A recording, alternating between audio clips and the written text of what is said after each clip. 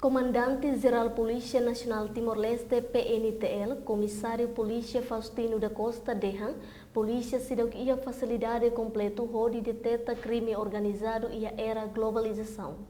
Comandante-Geral Polícia Nacional Timor-Leste, PNTL, Comissário Polícia Faustino da Costa, informa a jornalista Sira e a Centro Formação Polícia Comoro Dili, domingo, semana kotu. Comissário Polícia Faustino da Costa hateten, mas que PNTL hari iha tinan rihun rua, no haloona tinan rua nulu resin rua, mas bese iha problema barak, mak instituição enfrenta, hanesan recurso humano, infraestrutura no facilidade. Bem, situação negeri keding PNTL tinan rihu hari ia tinan rihu dua, no uhing halot tinan rono dulu sendiri. Ia buat barak agak kontes, buat barak laut dia kemudian kita hari ya pasar buat membeli dua, masih besar. Dia parte kita main standar infrastruktur, ne buat desafios quando eu falei com o desafios não buat barak. Desafios ini mak serviço nerasi. Tambah serviço polisi né?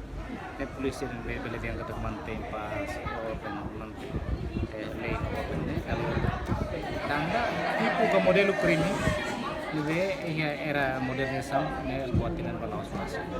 Antang ne desafio botir ne ke karena saya 2015 yang sempre kuliah kata era modernização né? Polisi pengen continua antecipa dan perbele antecipa por no satu bela tua.